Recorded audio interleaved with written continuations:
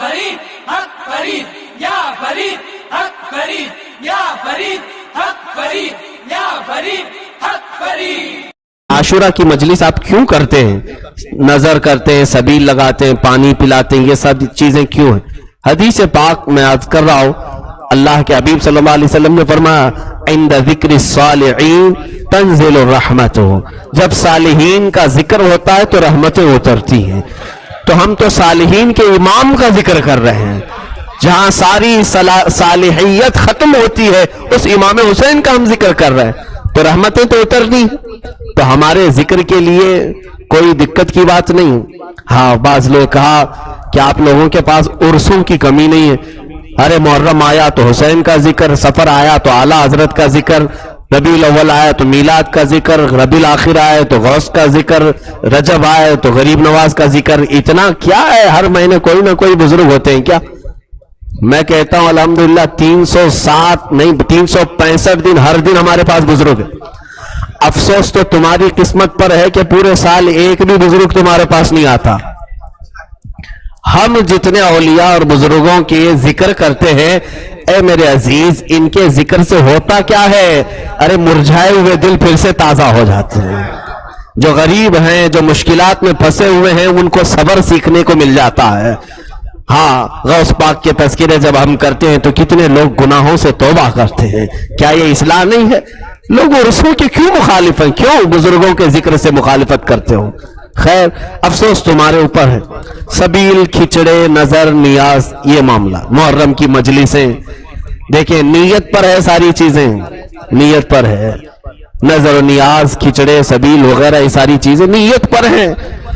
ہم یہاں پر نیت یہ کرتے ہیں کہ پانی پلانا ثواب کا کام ہے. میرے آقا صلی اللہ علیہ وسلم نے فرمایا. کسی صاحب نے ہم سے کہا، وہ دوسری جماعت کے ہوں گے، کہا کہ آپ یہ کیوں نہیں بتاتے کہ عاشورہ کے دن روزہ رکھنا ثواب ہے؟ کہا آپ نے سنا ہی نہیں، ہم تو بہت پہلے سے اعلان کرتے ہیں. ہم تو اعلان کرتے ہیں اور ہم خود بھی روزہ رکھنے کی کوشش کرتے ہیں. میاں ہم یہ نہیں کہہ رہے کہ پانی پینا ثواب ہے، پانی پلانا ثواب ہے. ہم یہ کہاں کہہ رہے ہیں آپ روزہ رکھو اور جو روزہ نہیں ہے اسے پلاؤ. کیا روزہ یہ فرض ہے عاشورہ کا؟ روزہ فرض ہے. ارے رمضان کا روزہ بھی مسافر پر معاف ہو سکتا ہے، وہ چھوڑ سکتا ہے، بعد میں رکھ سکتا ہے. تو یہ تو نفل روزہ ہے. ہم تو یہ آپ سے کہیں گے کتنے تو لوگ مسافر ہوتے ہیں، آتے جاتے ہیں، ان کو پانی پلاؤ، ثواب کا کام ہے، ثواب کا کام ہے. شربت پلانا، پانی پلانا یہ کوئی بھی ناجائز کام نہیں. ہاں، کچھ ناجائز چیزیں میں ذکر کروں گا، نظر و نیاز کرنا یا کھچڑا پکانا. کچھ لوگ یہ کہتے ہیں کہ امام حسین کو پانی اور کھانا بھی نہیں ملاتا اور یہ سنی بڑے بڑے کھچڑے بناتے ہیں محرم. یہاں بھی تم بیوقوفی کرتے ہو. ہم کھچڑا امام حسین کا نہیں ہے، یہ اس کی تاریخ الگ ہے. سیدنا نوح علیہ السلام، ان کی کشتی جب کنارے لگی تھی کئی دنوں کے بعد، جو طوفان ختم ہوا، سیدنا نوح علیہ السلام شکرانے میں جب اترے تو لوگوں سے کہا جس کے پاس جو ہے سب لاؤ، کھانا تو بنائے.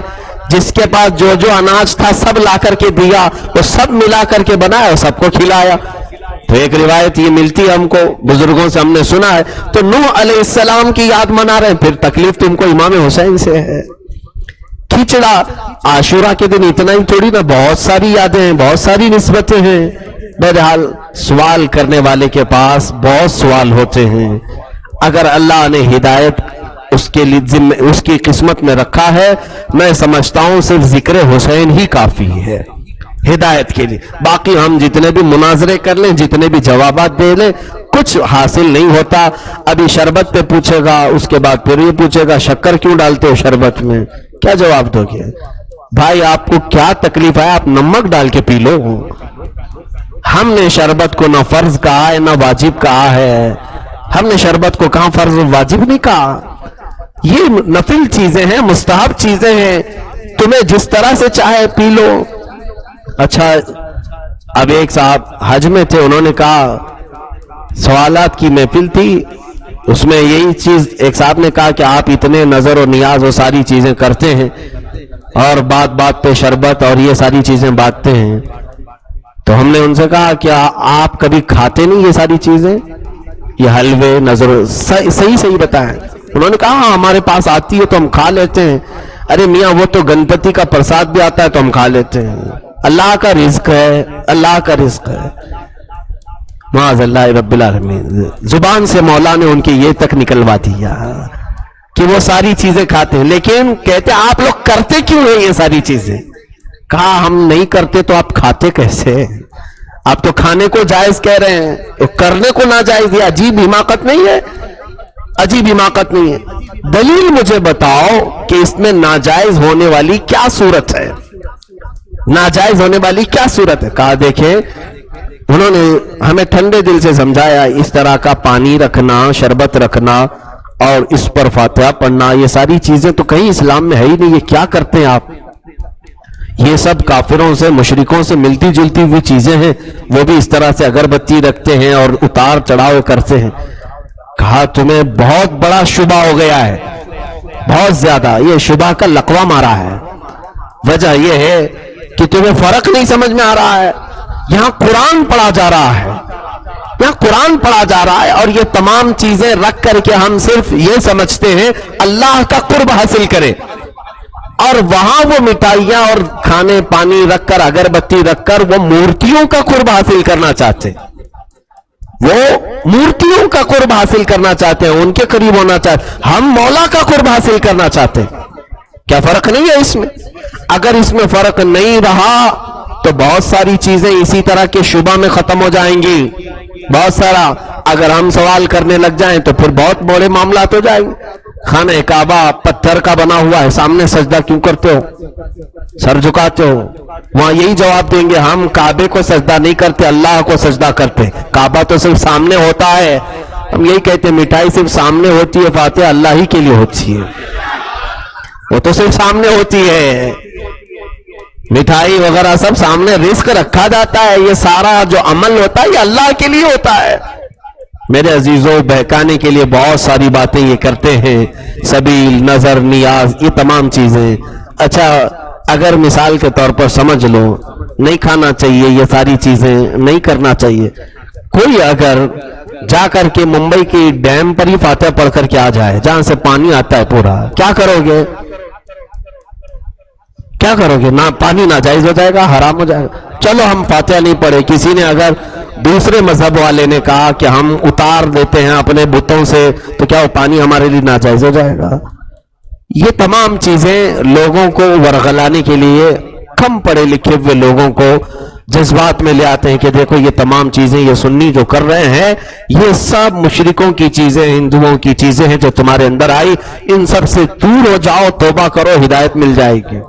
الحمدللہ جس محفل میں, جن مجلسوں میں اللہ کے رسول کا ذکر, صدیق اکبر کا ذکر, عمر فاروق کا ذکر, عثمان و علی کا ذکر, مولا حسین کا ذکر, جنتی خواتین کا ذکر, کبھی غوث پاک کا ذکر, کبھی غریب نواز کا ذکر, مجدد اعظم کا ذکر, اتنی بڑی شخصیات کا ذکر جہاں ہوتا ہے, الحمدللہ ہم تو اسی بات پر فخر کرتے ہیں مولا نے پہلے سے ہمیں ہدایت دے دی ہے, ہدایت پر رکھا ہے.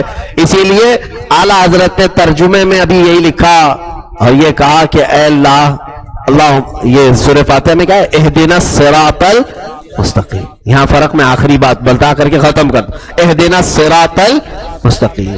اہدنا الصراط المستقیم کا ترجمہ دیکھو کیا ہے. دوسری جماعت کے مولانا ہیں, انہوں نے لکھا ہے کہ اے اللہ ہمیں سیدھا راستہ دکھا, اے اللہ ہمیں سیدھا راستہ دکھا, اے اللہ ہمیں سیدھا راستہ دکھا. ہدایت مانگ رہے ہیں.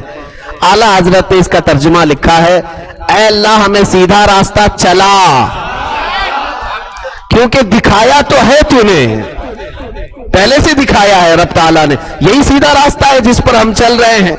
یہ راستہ دکھایا ہے کہ نہیں رب تعالیٰ نے؟ اس کو ارات الطریق نہیں کہتے, یعنی راستہ دکھانا نہیں.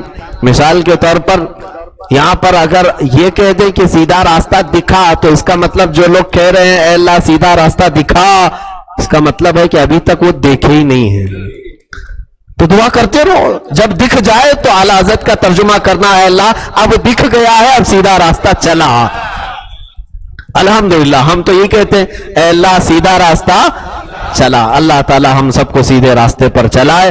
مولا حسین کی محبت میں جینے اور مرنے کی توفیق عطا فرمائے. ہم سب کو اہل سنت و جماعت پر قائم و دائم رکھے. اسی پر خاتمہ بالخیر عطا فرمائے. وآخر دعوانا الحمدللہ رب العالمین.